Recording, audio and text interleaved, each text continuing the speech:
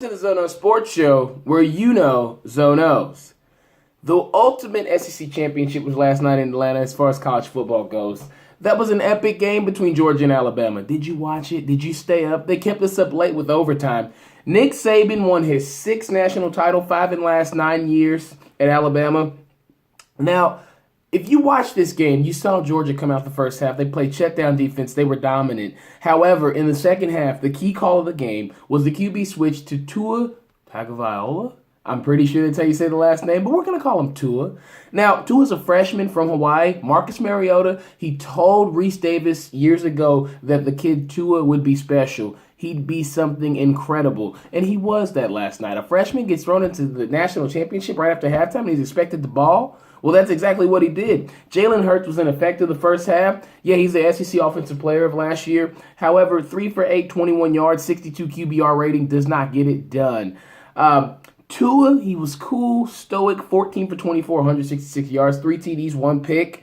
And the throw down the sideline in overtime to the freshman, Devontae Smith, it just further explains why Alabama's good. If you look at late in the game what they did, the running back Davis was a freshman as well. Everybody on Alabama's roster can ball. It doesn't matter whether you're a senior, junior, freshman. If you're not doing what you're supposed to do, doing your job, Nick Saban will yank you, take the controls out of your hands, and you will watch the rest of the game. And that's what Jalen Hurts did. The second half for Georgia, it smelled a little bit like Atlanta Falcons because their collapse last year was epic against the Patriots. And this year, for the Dogs to be up 13-0 at halftime, and then Kirby Smart somehow gets outcoached in the second half, and maybe it wasn't an outcoaching, more so than it was an outplaying by Tua. However, the Alabama Crimson Tide, they outscored them 27 to 10 the second half. I mean, it's unacceptable. If you want to be a championship football team, gotta get it done. Jake Fromm, he played okay, 16 for 32, 232 yards, 1 TD, 2 picks. He's a quarterback that should play for Georgia for quite a long time. Jacob Eason has a decision to make. We know he was an Elite 11 quarterback, got hurt early. Jake Fromm took that job, took the Bulldogs all the way to the championship game. Hey, there are spots that are open out in UCLA and USC. I think that maybe those could potentially be a landing spot, just considering Rosen and Darnold are now going to the NFL. So Georgia, they've got a lot in the cupboard because they got Justin Fields coming from Harrison High School, the #1 overall recruit for next year. Well, excuse me, for this year, and he already signed with Georgia. So too many quarterbacks in the cupboard, so one's got to leave. Now, Tom Herman, he needs to be on watch for Jalen Hurts because Jalen Hurts, he's from Houston, Texas. And after this performance by Tua in the national championship and the way he got yanked and the statement that he made on a national stage, it looks like it's likely that Jalen Hurts may want to transfer. If he does, Texas could be a good fit because Erlanger, that's a good quarterback that's playing for Tom Herman. But I guarantee you Tom Herman would prefer a guy like Jalen Hurts who would be would be kind of a 2.0 from the quarterbacks that he's had in the past. You remember the kid that he had at Houston, Greg, I can't remember the last name, but Greg Ward. Greg Ward was a great player at Houston for Tom Herman. So you bring a guy like Jalen Hurts who could come and be a Greg Ward 2.0. I mean, something to think about. So great game, great playoff. We all wanted to watch something that was entertaining. I know the Clemson-Alabama game wasn't entertaining, but the Rose Bowl and the overtime national championship with the Hail Mary play at the end just speaks to the great things about college football and college sports in general. And I mean, frankly, Alabama has cemented itself as the premier dynasty in college football. You talk about those old UCLA teams that Jon Gruden used to coach. Well, this Alabama dynasty is on that level. Nick Saban, just for him to win 5 national championships in 9 years, speaks to what they've been able to maintain. Every day, if you're not progressing, then you're regressing if you're maintaining. They are constantly progressing by getting good recruits in every single year. I don't know how they're doing it, but they're doing it. And they turn over a quick team because everybody's going to the NFL. So if you're that good to go to Alabama, then you may not have to wait on the bench like many may think for quite some time. So shout out to Alabama winning their championship and looking forward to seeing what happens next year. I think there's going to be a lot of good teams. We'll have to see what happens in the preseason, but Tua will be the new starting quarterback for Alabama, mark my words.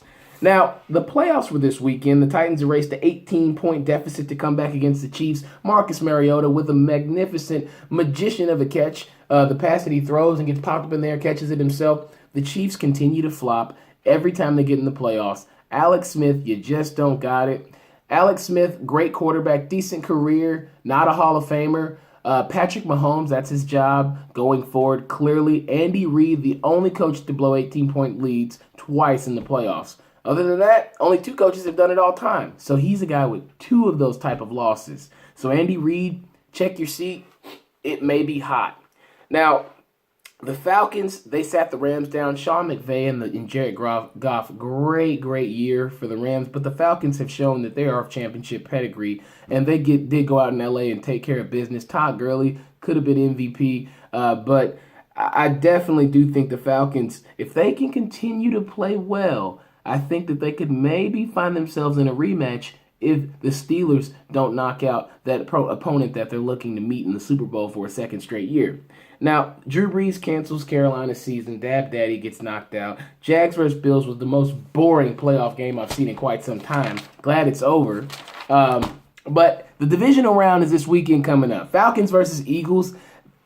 I've got to go with the Eagles to win this, even though they don't have Carson Wentz. I've got to choose them just because of their defense and just because of the way they spread the ball out and Doug Peterson, the plays he calls. Can Nick Foles be clutch? Titans versus Patriots. I'm going to say Patriots win this game. Clearly, they're at Gillette Stadium. It's a home game. Tom Brady, Marcus Mariota. Not a hard choice. Jags versus Steelers. Is Antonio Brown back? Because if he's going to play this weekend, there's no way the Killer Bees don't come out with a victory. Le'Veon Bell, Antonio Brown, Big Ben, Roethlisberger, Martavis Bryant. I could go on and on and on. But I guarantee that the Steelers, they won't play around at home. They know this Jaguars team is tough and feisty. They'll take care of them. Saints versus Vikings. Vikings win only because of that defense. They play a little more defense than the Saints. Drew Brees, yes, he's going to string it out, throw it around. Case Keenum's had a great year, and if they make it all the way to the Super Bowl, they won't even have to leave Minnesota or travel again. Isn't that great? Home sweet home. I can play and chill at the house the whole month, and we could play the Super Bowl here. I'm good with that. Jon Gruden. I wanted to talk about Mr. Jon Gruden because he got plucked from the broadcasting booth, and they offered him a 10-year, $100 billion contract out in Oakland. The Raiders, yes, are going to introduce him as head coach today. Does he deserve this money? I'd say that, you talk on TV long enough, your likability goes up, then maybe people say, hey, that guy is worth the money. And that's exactly what Jon Gruden did. America, the land of capitalism, the land of progression. So I can't knock the man. I'm not a hater. I can't hate the player. I can't hate the game. Lavar Ball, I've got to talk about him. Now, that's a player who I'm going to hate on the game because the game's just filthy. Lavar Ball's comments on Luke Walton saying that the players in the locker room don't want to play for him anymore and he's lost the team were unacceptable. Lavar, you made a promise to Magic Johnson that you would no longer come out and speak negatively against Luke Walton. Now, in your own home, that's cool, but why would you come out publicly and talk about your son's boss? To me, that shows a lack of respect for what your son's doing in his career. It shows extreme negligence as a parent because you don't want to affect his place of employment.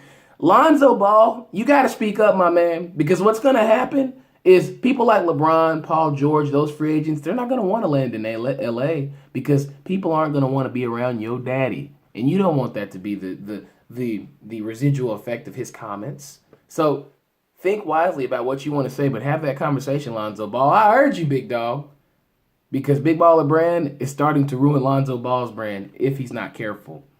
Cavs Isaiah Thomas ejected last night for a forearm to Andrew Wiggins. Back. Maybe he's frustrated. I don't know. They were losing by like 30. But Isaiah Thomas, I wish he would just calm down, relax. I know you're trying to get back in the flow of things. Things were a little frustrating. But it looked incidental, but just thought it was, kind of ironic that he got ejected. I want to say it was his maybe third ejection in his career. So he's not a player that gets in trouble often or gets thrown out often. He's no Draymond, but crazy play. I hope you saw it. I don't know if you did, but it was pretty nasty. I think Wiggins is okay, too, so that's a good thing. NCAA-wise, Michigan State just became number 1 last week, and they go ahead and give it back to Villanova. They were one and done, lost on Sunday to Ohio State in Columbus. I like Michigan State because they play great defense. They can score a lot of points. However, Ohio State exploited them last year. This past Sunday, held them to 60 points and 62 points, and really beat them in. It was clearly dominant the way they beat them. So this team clearly has some holes. Miles Bridges is not the only guy that can carry that roster. Maybe they need Matt McQuaid and Tum Tum Nairn and Lou Rawls Nairn to step up their game. But Michigan State, they'll be there in the end.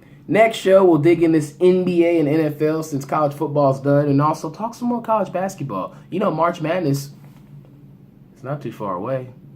Thank you for watching the Zone Sports Show, where you know Zone knows.